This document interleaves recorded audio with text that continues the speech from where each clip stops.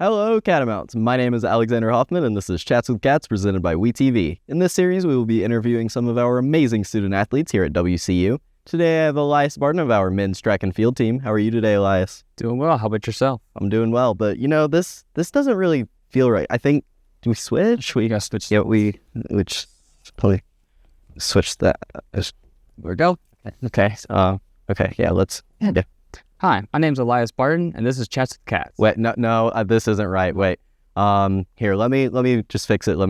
That was weird. I'm glad we're back in our normal seats. I don't know why you changed though. That's weird. Whatever.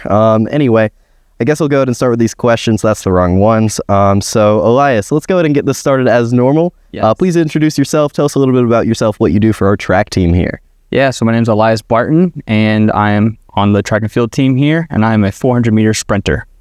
All right, perfect. So if you don't mind, could you share a memorable moment from your athletics career here?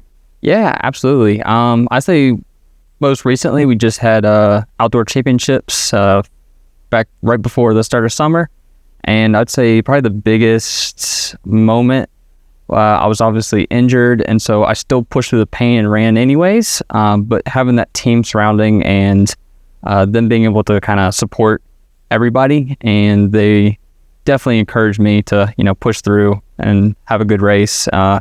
We ended up getting second in the 4x4, so that was cool to take home a medal there. But yeah, so a little bit on that, you mentioned your teammates and how they surround you. So I wanted, as always, I like to talk a little bit about the family and athletics. So how do you feel that affected you, especially over the course of the end of the season? Yeah, end of the season is pretty challenging, especially with conference championships, the whole build up there, and of course we have final exams that entire week. So it's a lot academically and athletically. Just the team surrounding and team bonding moments, having my tight-knit group in the 400 and 200 was definitely a lot of fun, and it kind of takes the pressure off. Instead of being really anxious, we can kind of sit back, relax, crack jokes, and just go run your race. So also with that kind of leads into my next question as well. How would you say that you stay motivated during those intense stretches, especially because that comes with first track, specifically final exam season? Yeah, honestly, it kind of depends. In terms of motivation, I'm a huge fan of music, so just sitting down, listening to music, staying calm, that definitely gets me in the right mode and kind of helps me stay motivated. I'd say probably getting to watch other people on our team compete, that always hypes me up. Seeing both the men and women compete, seeing them do good makes me want to do good. We're very, very competitive, so if I see someone doing better than me, I want to try beating them. And it's just that competitive nature that really drives me. Yeah. So that also kind of leads me into the next part of this interview, which, as always, the part of Chats with Cats that I love to get into is more than just you as a student athlete with the athlete side, but you're also a student, and that comes first a lot of the time, and that should come first. So I did kind of want to ask you again, what are you studying and what made you choose that major? So I am a sport management major, and honestly, I wanted to do something with the business side so I can kind of figure out where I wanted to go. I still don't know exactly what I want to do with that major. I have a couple ideas with like shoe companies, running my own business with athletic apparel. But I'd probably say the main reason was it was just part of business, and I knew that would be a very broad major, and I can go into a lot of different fields. Yeah, for sure. As a business major myself, completely get it. Let's go. So how would you say you manage your time between academics and athletics?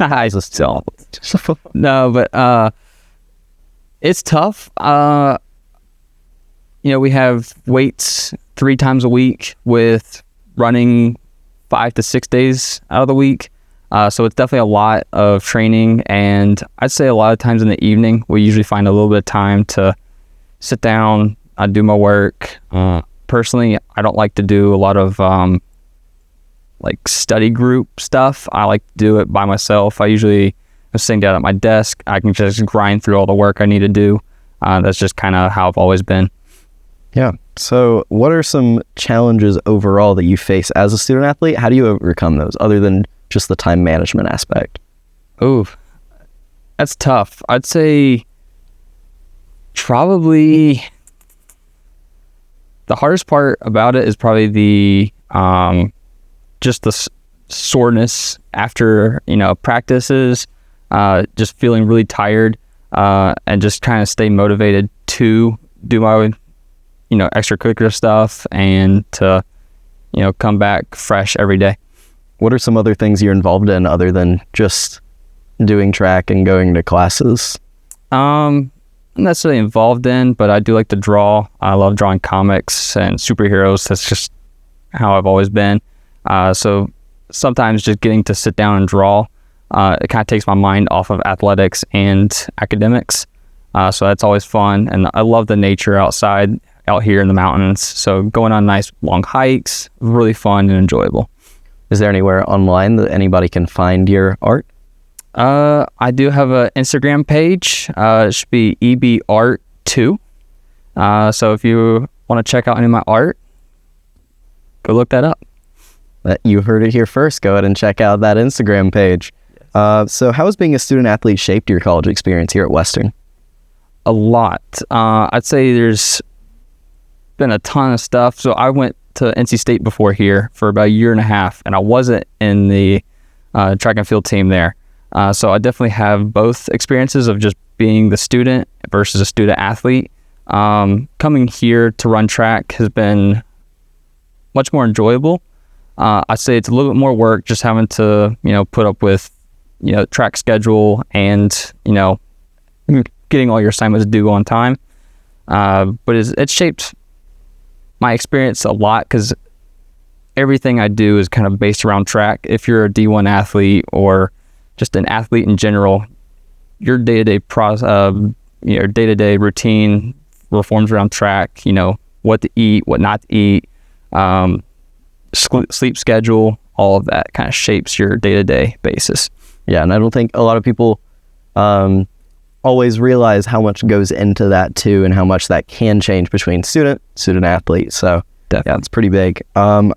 New thing that we added that I'm pretty excited for, lightning round coming up. So a few questions, don't have to go super in depth. If you want to, you can sentences, but favorite class at WCU so far? Ooh, favorite class. Honestly, this is shocking. I suck at math and I'm really terrible at math, but the statistics class I had here with Professor Best, literally the best professor I've ever had. Somehow I managed to get an A in that class. And he was a great professor to work with, really enjoyable. Everything about that was great. Shout out Professor Best.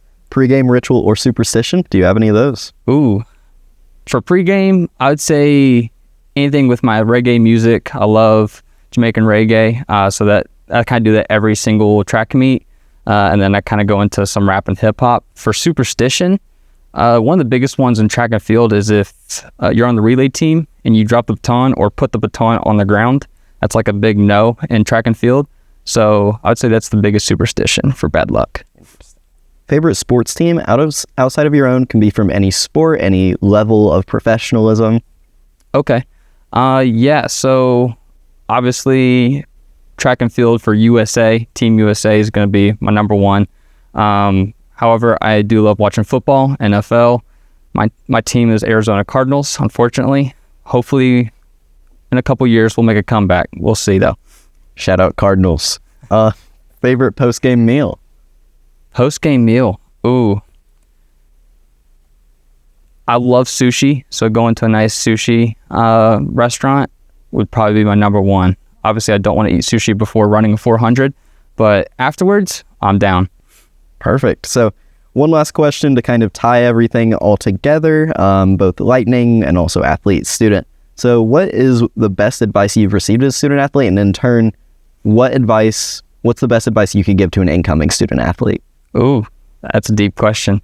I'd say in terms of coaches, sharing their wisdom, I'd say the best piece of advice I've had coaches give me is, take a deep breath, run your own race, you're in your own lane, just go and run. basically everything that you do in practice leads up to the competition. So if you're running these times in practice, you know you can go out and perform well. So I'd say that'd be my best piece of advice. My best advice I've ever received would probably be from my dad. I said, in anything and everything you do your best and be the best you that you can be. And so that goes for sports and non-sports and academics. You know, whatever you set your mind to, you can do. So for any incoming athletes, you know, work hard, try your best, you know, give it your all. That would be my best piece of advice.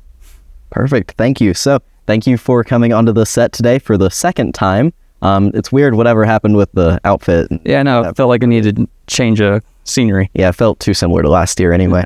But yeah, thank you for coming on. Thank you all for listening and watching today as we got to interview again one of my close friends and one of our track athletes, Elias Barton. See you next time, and go Caps.